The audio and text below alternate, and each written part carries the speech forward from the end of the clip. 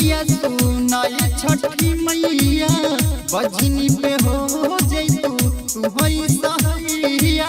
जय जय माँ जय छठी मैया जय जय माँ।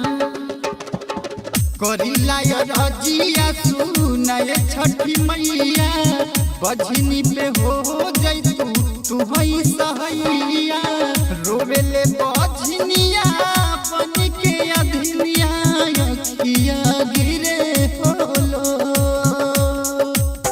रोवेले बजनिया बन के अधनिया अखिया गिरे होलो।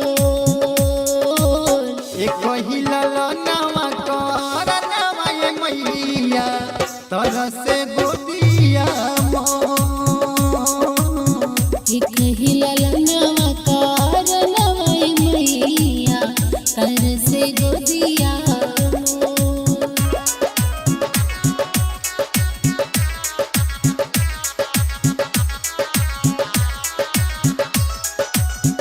Recording by Kejha Studio Ludhiana।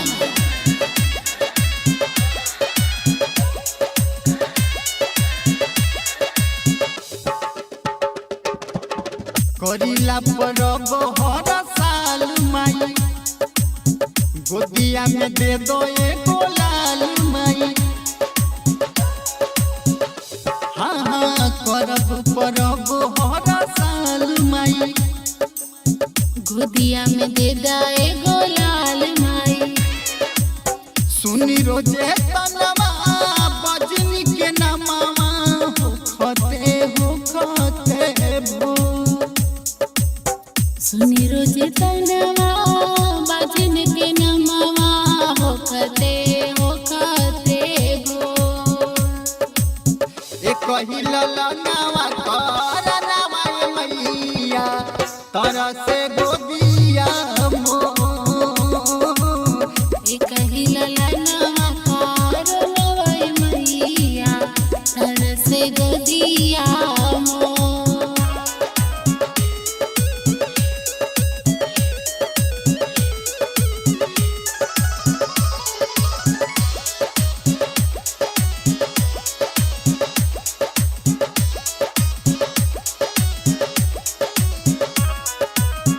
सुनीला की महिमा महान बाटे यही से पूजत जहान बाटे।